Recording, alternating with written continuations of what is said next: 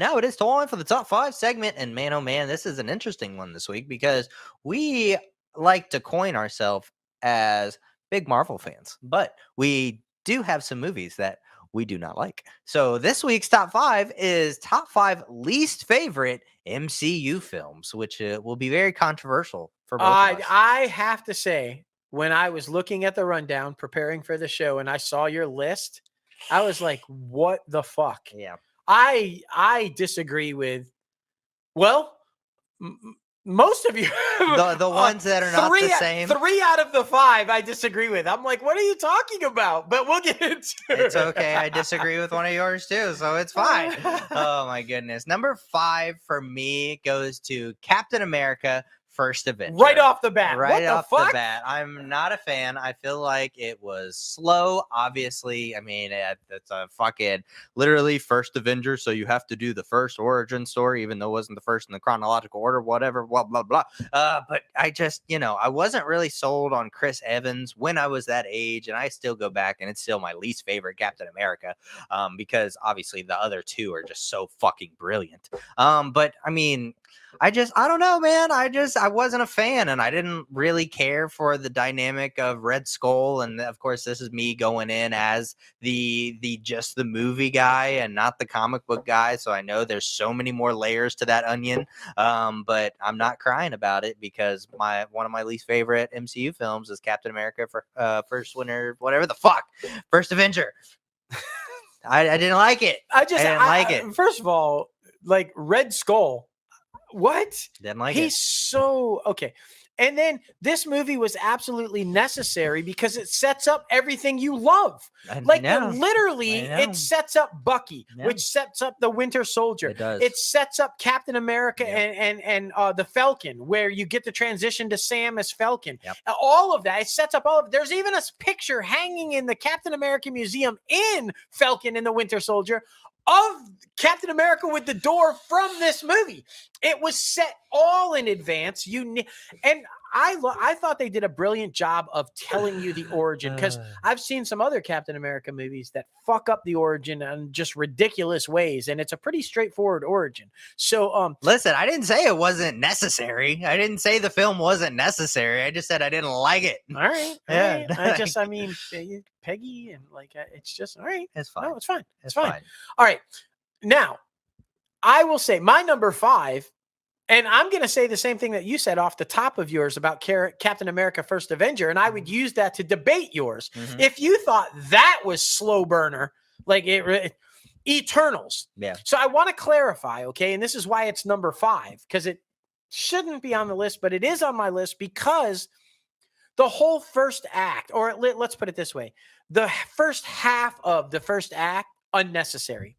Yeah. It was for sure slow, drug out, slow burner. It felt like you were there for 14 hours and it was only like 45 minutes, but it was like 14 hours of field time because they literally went into this in-depth, overdone, drawn out explanation as to who the Eternals are. Yeah. They felt like they had to do that, I guess, because they're a lesser known group. And unless you're a comic geek, you have no idea who they are. But Guardians of the Galaxy, nobody knew who the fuck they were. And you're talking about a talking tree and a talking raccoon. They didn't go into some big drawn out long explanation telling us 45 minutes to get to the fact of who they were. Yeah. And it blew up. It was huge success. It just wasn't necessary. You should just come into it and say, whether you know who these people are or not, boom, they're the Eternals. Here's the movie. Here's their powers. Here's the bad guy. Boom. By the end of the movie, you would have loved them without the 45-minute explanation as to who the fuck they were. Yeah. You didn't need it. And so that's why it's on my list as one of my least favorites, because I just felt like it was a long, drawn-out first act that wasn't necessary. Had they started the movie 45 minutes in and that was the starting point, it wouldn't even be on my list. It would be a great movie. That makes sense. I completely agree. Like, I don't know. Something about that one, I was just like, I think the overall just having fucking my boys from Game of Thrones in there, like that was completely distracting to me the whole time. So I was just like, it's fine. Yeah. It's fine. I love Yeah. what they set up though. So I mean, that's what I'm excited for. And to have Harry Styles come in and do all that shit. So it'll be very interesting to see how that one moves forward. But notice how we haven't heard anything about how that one's gonna move forward. So yeah, well, other than Firefox, we know That's but with the rest of the Eternals, we have no idea. yeah, exactly. Number 4 for me goes to the Incredible Hulk. You want to know why? And this may be a surprise to you because I don't know if I've voiced this opinion to you. I don't like Ed Norton. I think he's fucking. I don't know. I just don't like him. Just something about him. He falls in that Timothy Chalamet for me. But he just. I don't know, man. Just something about him. I like the other guy. Not obviously not Mark Ruffalo. Not Mark Ruffalo. I like the other guy. I forget who he was. Eric Bana? Yeah, I liked him better. That movie was fucking awful. I liked that movie better. Oh my god, he was the wrong green. He was a giant. He looked like Godzilla instead of the Hulk. Hulk gets bigger and stronger as he gets angry, but he doesn't get that fucking big, and he doesn't get like weird ass green. I liked it better. Oh my god, and the fucking gamma dogs and shit. What the fuck? It was so much better than fucking Ed Norton and his fucking talking to Brad Pitt looking ass. Not there. Like it's fine.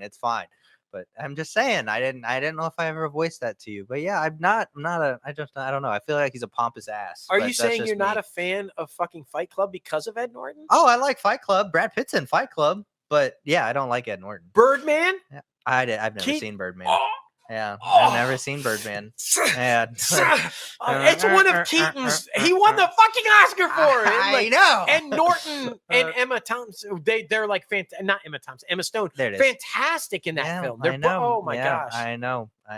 But yeah, the other guy's better. Okay, well, I'm just going to give commentary on that one too. I loved that movie because they finally got him right. Yeah. He does get bigger and stronger as he gets more angry. They had him the right color, the right tone.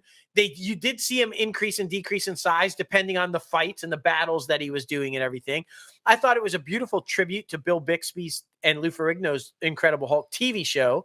They even played the music at the end, and he's got the duffel bag and he's walking off. I thought Norton and his dynamic was fantastic with Betty Ross and Bruce. I thought it was, and she's coming back, by the way. Liv Tyler is coming back as Betty.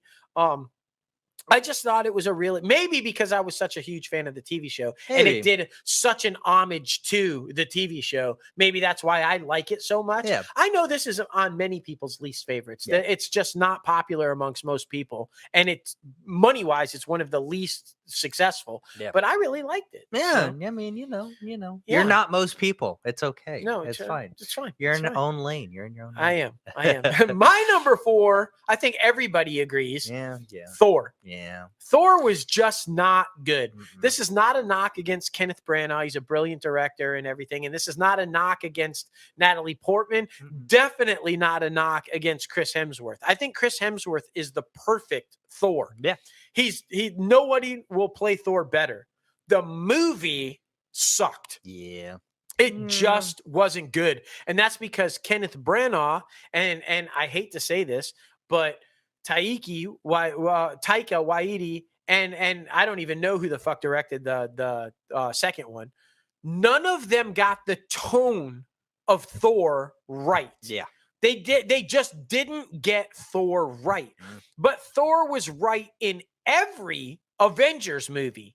He was brilliant. That's Thor. Thor coming down in fucking Infinity War, swinging the battle axe and fucking laying the axe into fucking Thanos. Like, that is Thor. He's a cocky, arrogant, badass motherfucker. He does not crack jokes. He does not, they just did not get the tone of him right. And so that's the problem that I have. They got his origin right. They did Asgard right. I liked Anthony Hopkins as Odin. Yeah. There were aspects of it that were correct, but just Thor was not correct. Yeah. And the movie is Thor.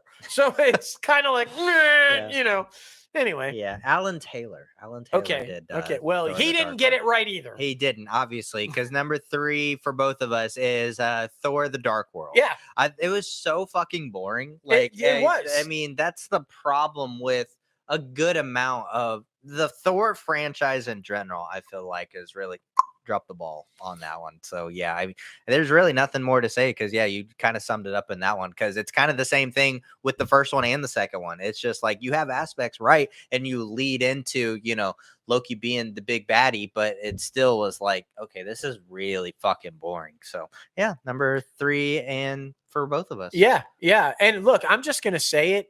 Ragnarok is not on either one of our lists, but I think the only reason Ragnarok is not on either one of our lists is because of Mark Ruffalo and Hulk. I think Hulk carried that movie. It only worked because of their dynamic back and forth. It's like in the first Avengers where they're battling as to who's stronger, and at the end of the fight, Hulk just fucking decks him, bam, knocks him out of it. Their dynamic works. That is how Thor would be with Hulk and Hulk with Thor.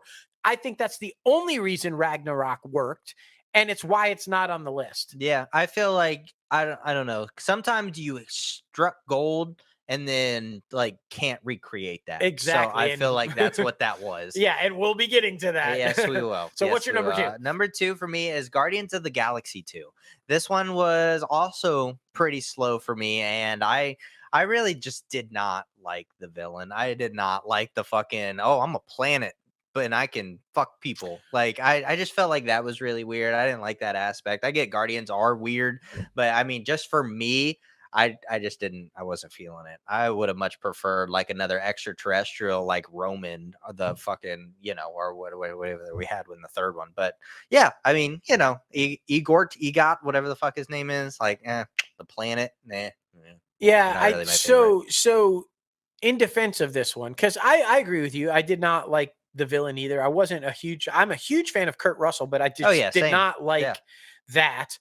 I think that the whole movie was supposed to center more around Adam Warlock, and it was supposed to, we just recently found out, include the death of Gamora. Yeah. And he had to rewrite basically the whole thing because Marvel shut him down because they had a plan for Gamora to die in the Infinity Wars, and Endgame.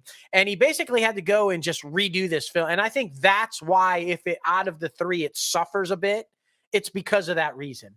Gunn had to go back and change things that he didn't want to change. And so I agree. I think that kind of messed with it. Where's your check from Marvel? You're defending all of these movies. I'm just saying. I'm not really defending that movie so much as I am James Gunn, because it's hard as a director and a writer who's got a storyline that you're trying to play out, and then you get overridden and told to change it last minute. Yeah. Han Solo, the Solo movie. Prime example. A prime example of, no, you need to change that shit. By the way, we're bringing in a new director, and it doesn't work when things like that happen. Exactly. So in his defense, I feel like that's why it's the weakest of the 3. Yeah. My number 2 is Iron Man 2.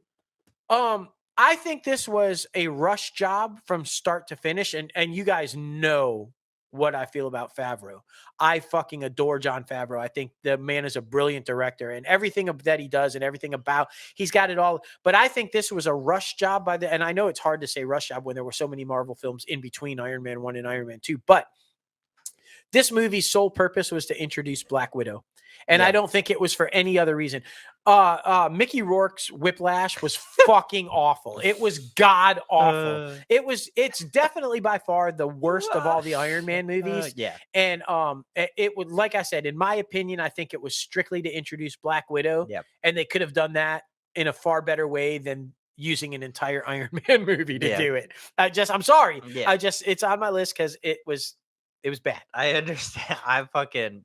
Mickey Rourke in general, like nowadays, I feel like is just a hilarious, like kind of like Cracker Jack box character that you could throw into anything. Oh yeah, not wrong. Not wrong. I just thought that was very interesting. And like, what was like the animal? Did he have like a fucking swan or like a bird or something? Yeah, like just the whole... It was a very interesting character. But I didn't mind Iron Man 2. I mean, I kind of whatever. Right? Anything with Iron Man I was a fan of because that's my number 1. But I understand. That's the grievance of that one. Number 1 for both of us. I mean, some people liked it, a lot of people fucking hated it. I just felt like, what the fuck am I watching right now? Like the only thing that made it kind of decent was Christian Bale. and who did a brilliant job playing. He did a great fucking job. But we're talking about Thor: Love and Thunder. Yeah. This is like the biggest piece of dog shit that Marvel has put out there. Yeah. I just want to say. No, without doubt. This was, hey, look, Thor Ragnarok with comedy worked. Let's do it again. No, as we discussed, it only worked because of the Hulk dynamic with Thor. This proves that was the reason it worked, and this one doesn't. First of all, it was long. It took forever to get to all the meaty stuff in Act 3. I almost literally wanted to walk out of it, and I would never walk out of a Marvel movie. I almost wanted to walk out of this one. Yeah. It took way too long to get to the satisfying stuff with Christian Bale and in the third act, and Thor sort of being Thor in the third act. Yeah. But this one, again, I highly criticize as not getting Thor right. The fucking back and forth, being jealous that Jane has the hammer, the love affair with talking to the battle axe, like, like what the fuck? Yeah, it was that he would never fucking do that shit. They just never fucking do that shit. This is a Norse fucking god. Like, he's not talking to his hammer with like having a jealous love affair. It was a fucking love triangle. What the fuck? It was very odd. And I mean, I felt bad to bring that back to Natalie Portman. Have that be like something that she came back to, and you're like, oh my God. And it's funny that you said it was long, because it felt long, but it was one of the shortest Marvel movies. Oh yeah, no, just getting to the third act. That's what it seemed very felt long. Like. It was crazy. Well, like, you're just like twiddling your thumbs. You're like, is this fucking over And yet? here's where they dropped the ball, because that storyline, literally, her becoming Thor, her being worthy of the hammer and becoming Thor to save her because she's dying from cancer. What part of that storyline screams comedy to you? Exactly. This could have been such a great telling of that love story between the two of them, his sacrifice to give up and let her become Thor to save her. It could have been epic. And instead, it was a fucking disaster, a comedy that you never want to fucking see again. No. Like, it's just, oh my God, it was so bad. Yeah, it was a little rough. It was a little rough. Definitely don't recommend that. No, don't watch. If you want to watch Thor, watch all of the movies that he's in other than the Thor movies. Yeah, literally. Like, that's it. Oh my goodness. It's crazy, guys. It's crazy. But we want to know your least favorite MCU movie. Please be sure to comment below. We want to know your thoughts and opinions. Do you agree with us? Do you disagree with us? Let's get into a debate. Let's fucking do it. Yeah. But of course, on Twitter and the YouTube comment section, we love it. Again, top 5 least favorite MCU films. This will be a debatable one. Please comment, because this is a debatable. It's so good. It's so good.